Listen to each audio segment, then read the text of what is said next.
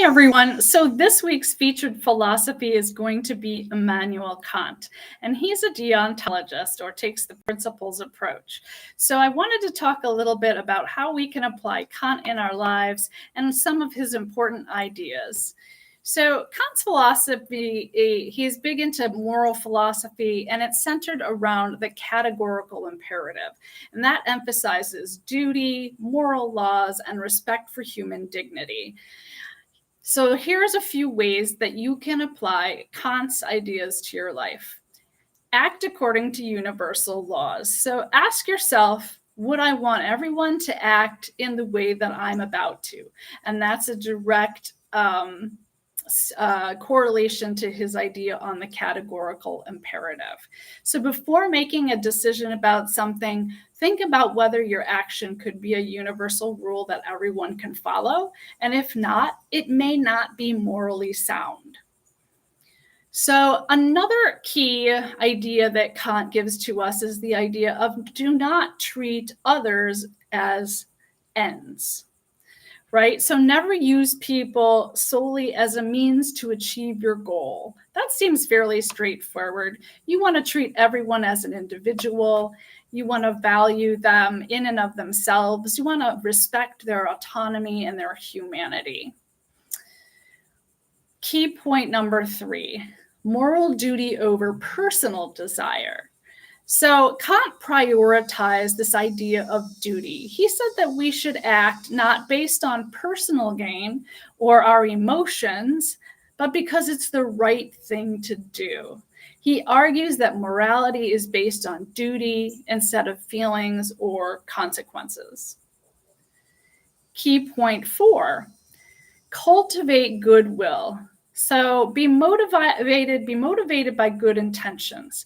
Kant believed that the highest moral good comes from acting out of goodwill. Even if the outcome isn't perfect, having pure intentions matters the most.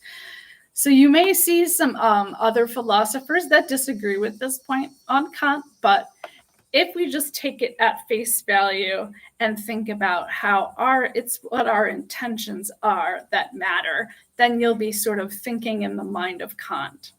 We also want to practice moral consistency. So don't let situations tempt you or selfish motivations sway your ethics. Your moral decisions should be consistent and rational, not based on changing circumstances. And as we move forward throughout the class, the case studies and discussions that we're having, you'll notice that sometimes what you're thinking isn't necessarily consistent. So you might, on some occasions, think that everything happens for a reason, but then later state that our lives are not predetermined. So that's not necessarily consistent thinking, but it's something that all humans do. So it's something to be aware of, and just to try to practice as much moral consistency as you can will help you have better relationships. So something we've also been talking about and that continues to come up throughout the course is this idea of the autonomy of others. And so we're promoting independence. Kant asks us to recognize that every person has the right to make their own choices and live their lives freely. So we want to try to avoid manipulating or controlling others.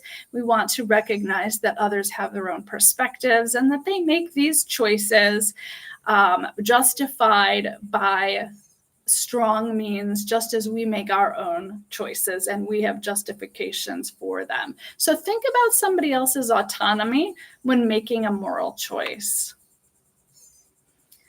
And so the other thing that Kant really heavily emphasizes is the value of honesty.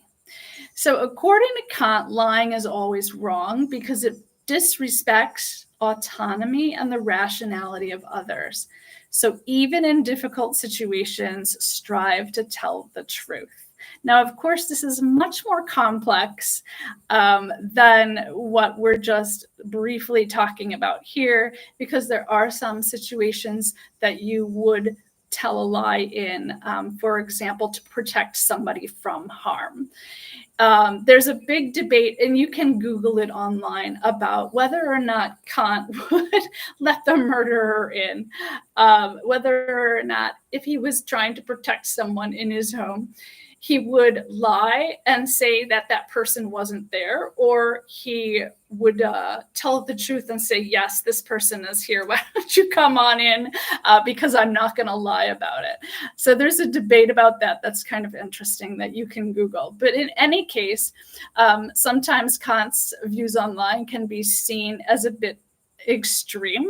And so just something to reflect on is, when do you think it is morally okay to lie? Is it morally okay to lie under certain circumstances?